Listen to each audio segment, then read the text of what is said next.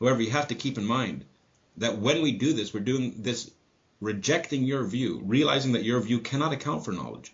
I don't mind discussing things with people. Okay, but my entire view is just simply the rejection of your view.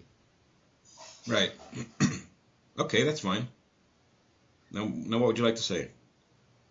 Well, it's mainly like if I sit down and, well, first I want to establish what's relevant. Do you want to just continue this on a logical basis? Well, no, the thing is, I want you to tell me how you know that your reasoning is valid.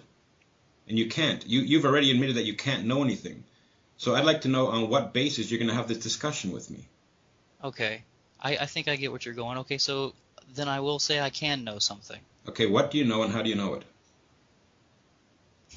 Okay, well, I guess we'll start with this. I know that I exist, and I know that I exist because I have the capacity to think. Okay, how do you know that? Because I'm doing it. Okay, now I know that you're probably referring to René Descartes' I think, therefore I am. Right.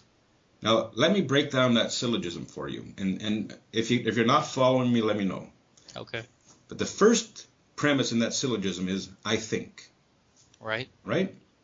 Correct. The second premise in that syllogism is in order to think, I must exist. Right. Right? And the conclusion is, therefore I exist.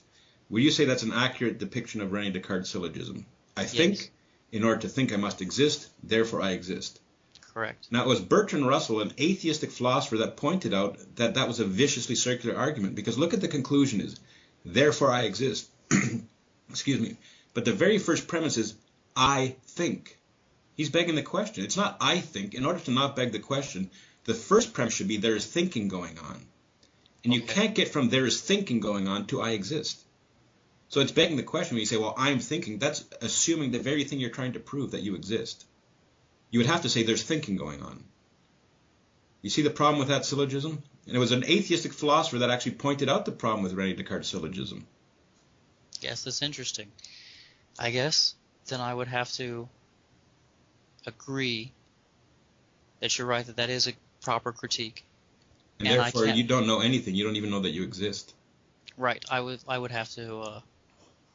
I And would you would have to see spend how. a long time to come up with a better thing within him. So I'll just drop that and Oh no, concede that's that. fine. That's no problem.